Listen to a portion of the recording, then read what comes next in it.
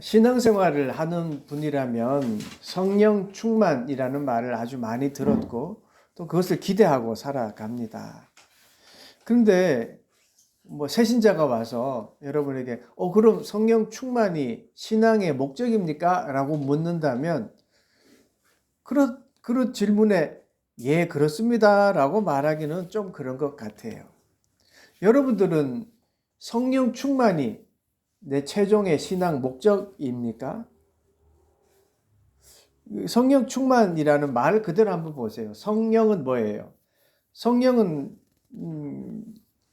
우리를 돕고 치유하시고 그리고 이끄시는 하나님이잖아요.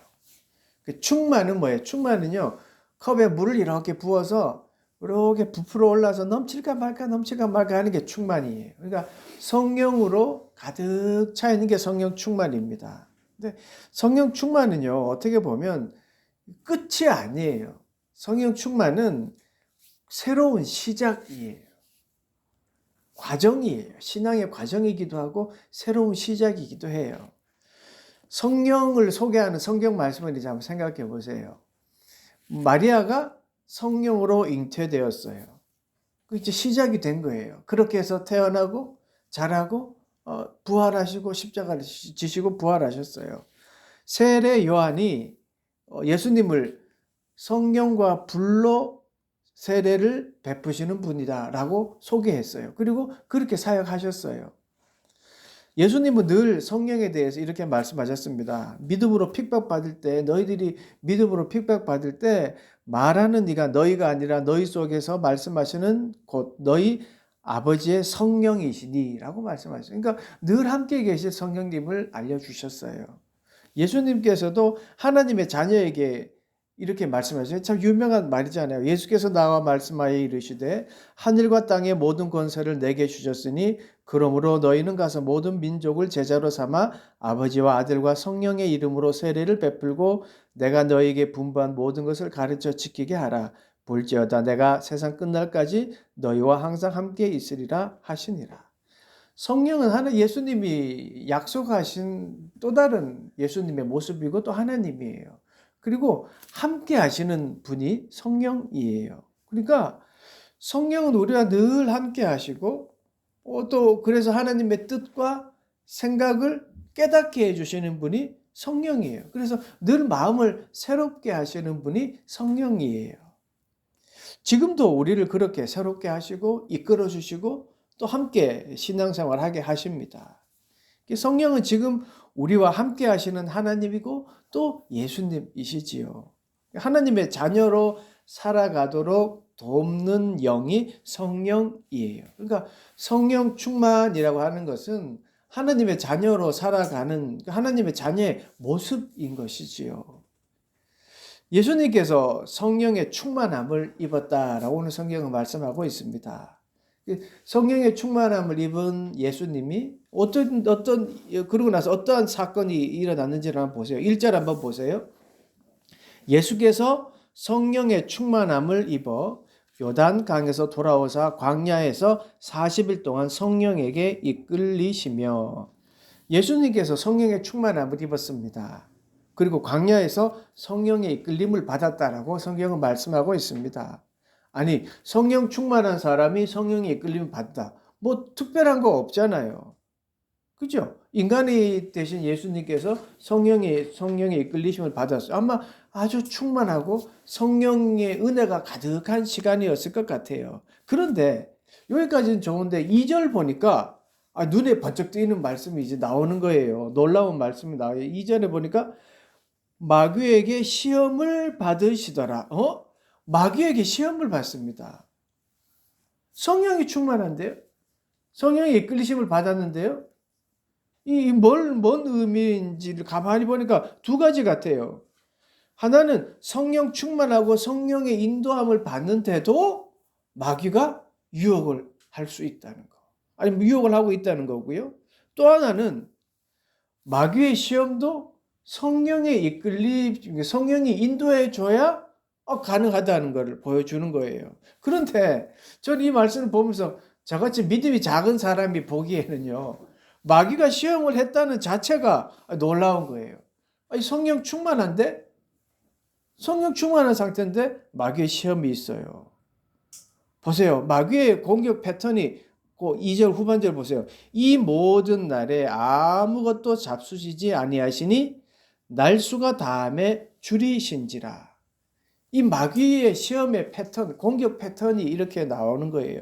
줄이신지라. 예수님의 상태가 줄이셨대요. 배고팠어요. 여러분, 인간이 가장 서러울 때가 언제인지 아세요? 저는 배고플 때 같아요. 그래서 배고플 때가 가장 예민해요.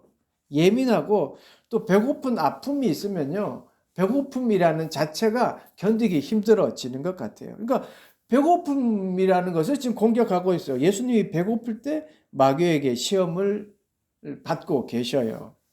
그러니까 마귀는요. 가장 약한 부분, 쉽게 말하면 아픈데 또 때리는 거예요. 이게 아주 나쁜 놈이죠. 교활한 게 마귀이에요. 마귀가 시험을 어떻게 합니까? 3절 보세요. 마귀가 이르되 내가 만일 하나님의 아들이거든 이 돌들에게 명하여 떡이 되게 하라. 인간 예수의 가장 나약한 부분을 지금 공격하고 있습니다. 배고픔에 대해서요. 그래서 지금 이 주변에 널려 있는 돌을 떡이 되게라고 하는 거예요. 그런데 그 이유가 뭐라고 해요? 네가 만일 하나님의 아들이거든. 겉보기에는 배고픔을 공격하는 것 같지만 실상은 하나님의 아들이라는 것을 증명해 보여라 이거예요. 예수님이 이 땅에 오신 이유를 마귀는요 오염시키는 거예요. 하나님의 뜻을 지금 오염시키고 있어요. 예수님은요 억눌린 자를 해방하고 진리로 자유케 하기 위하여 이 땅에 오셨습니다. 그런데 뭐 그런 기적들을 보여주기 위해서 이 땅에 오신 게 아니잖아요. 뭐 신비한 일들을 보여주기 위해서 이 땅에 오신 게 아니에요. 기적이 목적이라면 뭐 하려고 인간이 되셨어요? 그럴 필요가 없잖아요. 마귀는요, 이렇게 하나님의 뜻을 흐리게 만들어요. 그렇게 유혹하고 있어요. 예수님께서 여러분, 그까짓 그 돌이 아니라 쇠도 떡으로 만들 수 있죠. 아니, 따뜻한 아메리카노도 만들 수 있으신 분입니다. 마귀는 이렇게 기적적인 일들에 관심을 갖게 만들어요. 그리고 그렇게 막 그걸 추구하게 만들어요. 하지만요, 예수님은 기적이 목적이 아니에요. 하나님의 뜻을 따르는 삶, 이게 예수님의 목적이에요. 다시 말해서요, 믿는 삶의 일상에 관심이 있으신 거예요. 성령은요, 그런 일상 속에서 하나님의 뜻을 깨닫게 하는 것이 성령 하나님이시지요. 4절 보실까요? 예수께서 대답하시되 기록된 바 사람이 떡으로만 살 것이 아니라 하셨느니라. 자, 마귀가요, 야, 배고프지? 그럼 돌을 떡이 되게 해봐 했더니 예수님의 대답이 이 말씀이에요. 대답을 보면요, 일상을 말씀하잖아요. 신명기 말씀을 인용하셨는데요. 야, 우리가 살아가는데 떡만 있으면 되는 게 아니야. 이 말씀 하시잖아요. 솔직히 저는 이 말씀 보면서 좀 찔렸어요. 마음에 찔림이 있었어요. 꼭 저에게 하는 말씀 같았기 때문이에요. 사실 저는 떡으로 살아가고 있었거든요. 좋은 떡 달라고 기도했거든요. 맛없는 떡을 좋은 떡 만들어 주세요라고 기도하고 살았거든요. 아마 저는 성령 충만한 삶은 아니었던 것 같아요. 예수님은요, 하나님의 뜻을 이루는 데 있어서 편하고 쉬운 방법을 사용하지 않으셨어요. 얼마든지 사용할 수 있고 그런 능력이 있었지만 그런 기적을 사용하지 않으셨어요. 그리고요, 중요한 것은 우리에게도 그런 기적을 바라는 삶을 살아라고 말씀하신 적이 한 번도 없어요. 주님이 우리의 일상에 기적을 나타내는 삶을 살아라 라고 하신 적이 있나요? 없어요. 그렇지 않아요. 하나님은요, 예수님이 뭐라고 하셨냐면 하나님만 바라봐. 나만 바라봐. 그러면 돼. 이렇게 말씀하셨어요. 기적을 바라보고 살아가는 것이 아니라 하나님을 바라보고 살아라고 하셨어요. 예수님이 지금 하나님의 말씀을 믿고 살아야 한다는 거를 지금 마귀의 시험을 받으실 때 그걸 우리에게 보여주고 계신 거예요. 마귀가 아주 나쁜 놈인데요. 그 중에서 장점을 하나 찾으라고 한다면요. 이 끈질김 같아요. 한 번으로 끝나지 않아요. 예수님께도 끈질기게 지금 막 유혹을 해요. 5절에서 7절 보세요. 어떻게 유혹하나 보세요. 마귀가 또 예수를 이끌고 올라가서 순식간에 천하 만국을 보이며 이르되 이 모든 권세와 그 영광을 내가 내게 주리라. 이것은 내게 넘겨준 것이므로 내가 원하는 자에게 주노라. 그러므로 내가 만일 내게 절하면 다 내 것이 되리라. 마귀는요. 거짓말도 잘하는 것 같아요. 마귀 지가 할 수 없는 걸 지금 할 수 있다라고 해요. 아니 하나님이 언제 지한테 세상을 넘겨줬어요? 넘겨주지 않았어요. 근데요. 자기가 넘겨받았대요. 그리고 거짓을 가지고 유혹을 해요. 그럴듯하게 이야기를 해요. 그래서 시험인가 봐요. 천하 만국의 권위와 영광을 주겠답니다. 그리고 자신에게 절하면 모든 것을 주겠다라고 합니다. 말도 안 되는 소리죠. 말도 안 되는 소리예요. 예수님께서요. 이런 말도 안 되는 소리를 하는 마귀를 단칼에 그냥 확 베어버리고 그냥 확 밟아버릴 수도 있는데 그렇게 하지 않으셨어요. 그렇게 하지 않으셨어요. 8절 보세요. 어떻게 대적하셔요? 예수께서 대답하여 이르시되 기록된 바 주 너의 하나님께 경배하고 다만 그를 섬기라 하였느니라. 마귀가 끈질기고 거짓으로 시험을 할 때 예수님께서는요. 성경의 말씀으로 끈질기게 대답해요. 첫 번째 성경의 말씀, 두 번째도 신명기의 말씀으로 대답을 하셔요. 여전히 신명기의 말씀으로 마귀를 대적하셔요. 여러분 거짓을 이기는 것 여러분은 하나님의 말씀이에요. 거짓에 대해 마귀에게 하신 말씀이 뭐예요? 하나님을 경배하고 섬겨라예요. 하나님을 섬기고 경배하고 섬기는 것.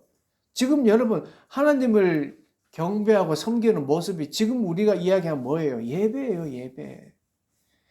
여러분 그러면 거짓을 대적하고 이길 수 있는 게 뭐예요? 예배예요. 하나님 앞에 예배하는 거예요. 예배가 하나님을 경배하는 거고 하나님을 예배하고 섬기는 모습이잖아요. 여러분 세상의 권세와 세상의 영광은 그 영광이 내가 차지할 수 있다고 우리를 유혹해요. 지금도 그렇잖아요. 그런 거짓과 환상, 그런 환상의 광고 속에 우리가 살아가고 있잖아요. 그런 거짓들, 정말 파도와 같은 거짓들 속에 우리가 살아가고 있어요. 그런 거짓의 폭풍 속에서요. 바르게 살아갈 수 있는 그런 등대와 같은 게 예배라는 말이에요. 그래서 예배가 소중합니다. 예배 자리에 와서 말씀으로 나를 되돌아보고 주님 앞에 내 모습을 되돌아보는 것. 이게 거짓을 물리치고 마귀를 이길 수 있는 힘이라는 겁니다. 이제 마귀의 마지막 시험을 보십시오. 9절입니다. 9절, 10절, 11절. 또 이끌고 예루살렘으로 가서 성전 꼭대기에 세우고 이르되 내가 만일 하나님의 아들이여든 여기서 뛰어내리라.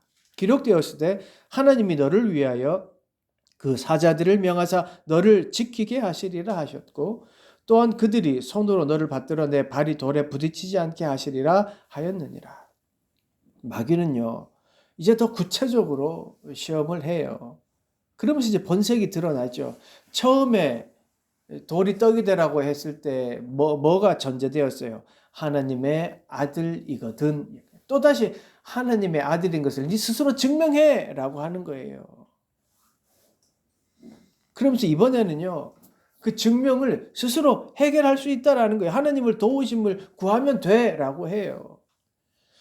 논리적으로 생각하면 맞잖아요. 하나님의 아들이면 하나님이 널 보호해 주실 거야. 논리적으로 맞아요. 그런데 이 속에는 네 스스로 증명해서 네 스스로 망해. 이게 속에 들어있는 거예요. 하나님의 약속에 대해 의심하는 게 지금 들어있는 거예요. 하나님의 아들이라면 네가 배고플 수 있냐? 하나님의 아들이라면 너 보여줄 거야. 걱정하지 마. 이렇게 지금 유혹하고 있는 거예요. 하나님이 너를 지켜주신다고 하니까 보여주실 거야. 너 하나님의 아들이니까 보여주실 거야. 걱정하지 마. 한번 해봐. 이런 거예요. 쉽게 말해 이런 거예요.